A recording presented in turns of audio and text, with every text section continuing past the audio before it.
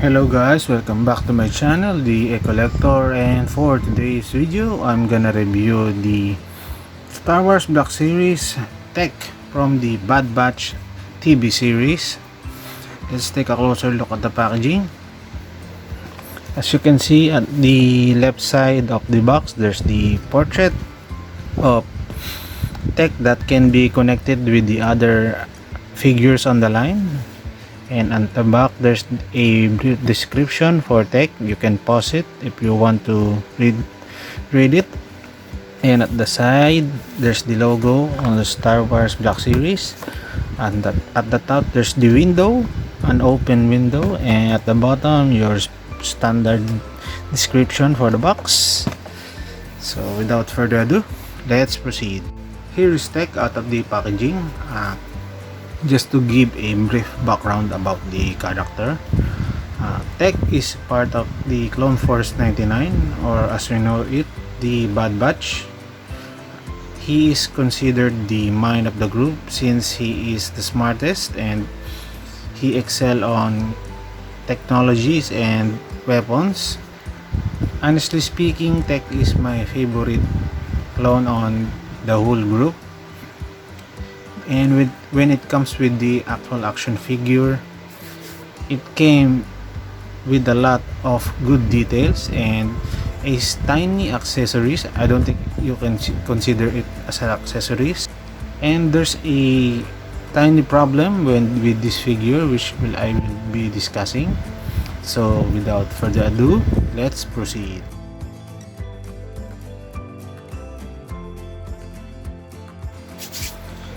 First, let's focus on the helmet of Tech. As you can see, his helmet has a very unique design compared with the other Bad Batch members.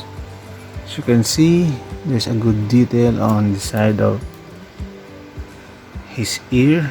There's I think it's a skull logo on both sides, and they painted it really well. Also, what I like about this one is his visor is actually movable. As you can see, you can pull that up and pull it down. And also they painted his lenses with a, I don't know why they choose to paint it with gold. I think it should be black. Well, anyway, let's remove his helmet and let's focus on the head sculpt. As you can see, let me focus. As you can see, it's a pretty decent head sculpt. It really, I think it's more realistic than a more cartoonish look, and that's good. The only problem for me is Tech is wearing eyeglasses, so I think Hasbro didn't include his glasses. But let's compare his face sculpt with the other clone members. Here is Hunter. As you can see, they didn't use the same face sculpt for Tech, and that's really good. Even though they are clones, they were genetically modified to have a different talent. So I think the way they altered their DNA maybe altered also their facial features, and that's really good. Now moving on with his armor. As you can see, he has a very different armor compared with Hunter and oh my god, I forgot the name of the other clone. Oh, come on. Oh, Crosshair. I almost forgot him. As you can see, it's very different. Wait, Let me show you. It's very different. I mean, basically Hunter and Crosshair's armor are just a commando armor, and for Tech, I really like what they did. They changed his armor since he's a more of a tech guy rather than the guy who's shooting guns. As you can see on his shoulder, they even painted it with the skull logo. As you can see, also his utility belts. I'm really glad that they included this small accessories. As you can see, it stuck in their place really well. It won't fall off. That's really cool. And at first I thought this pack, this satchel or side bag can be open so you can put his gun, but unfortunately it's just a piece of plastic. And let's focus on his lower part. So you can see there's a lot of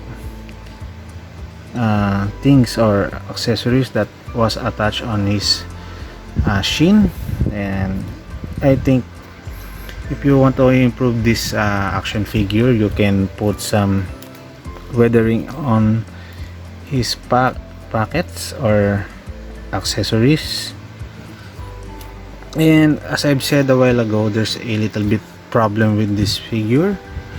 He came with the gun, but the problem is there's no way you can place his gun on the figure without holding. I mean, it doesn't have a gun holder. I've tried very hard to look on this figure, but no, there's no gun holder for Tech. Oh, I almost forgot his backpack.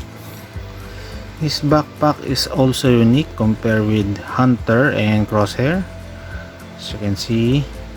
But I think they did get a little bit lazy on painting this one. I mean, they could add a little bit of red or green paint on that one, but it's not a huge problem.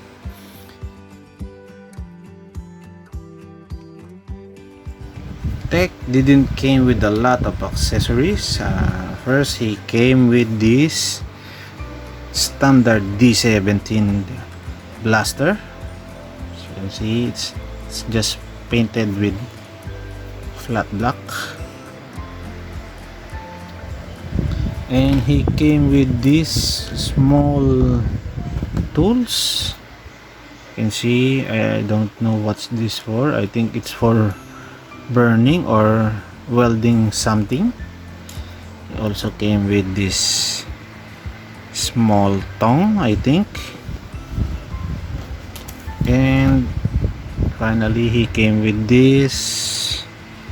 I don't know what's the use of this one. But you can pretty much stick all of this on his pouch. As you can see, it won't fall off. I think that's one of the best part of this figure, the way you can put his tools on his side and it won't easily fall off. That's really cool.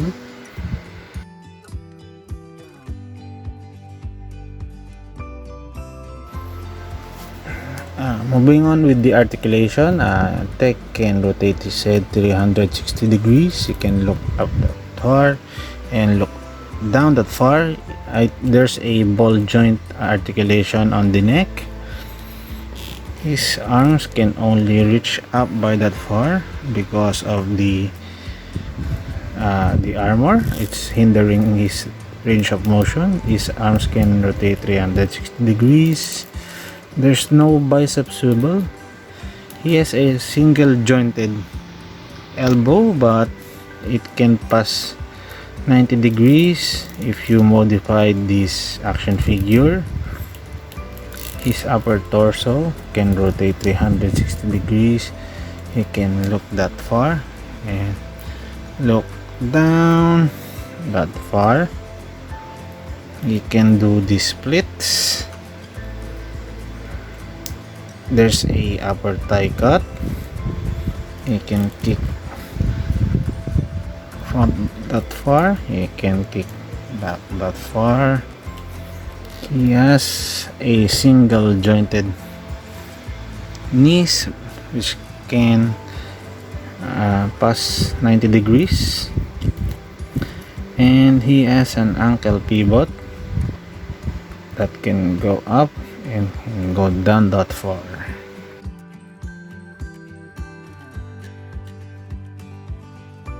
Tech is standing around 6.5 inches tall.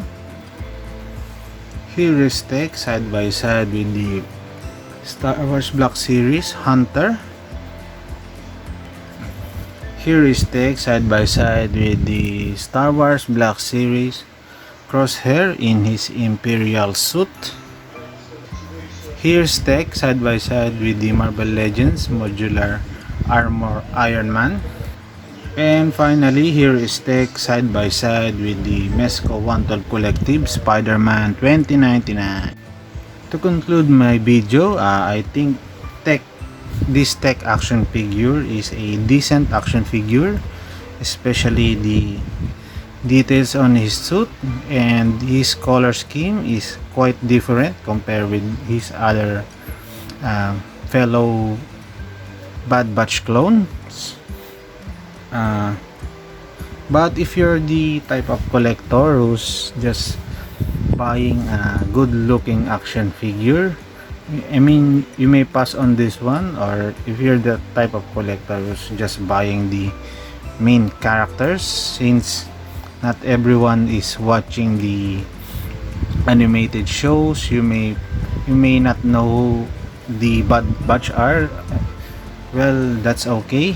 You can definitely pass on this one. But if you're like me, a hardcore Star Wars fan collectors, then this is a definitely must-have action figure. I just hope Hasbro just put some gun holder on these action figures. It's a little bit weird to see them not having a gun holder, since they are clone troopers, and especially they are Clone Force 99. I mean, they're like SWATs. They're equivalent to SWATs on the Republic army. So that's it, guys. Thank you all for watching. Please like and subscribe, and have a good day.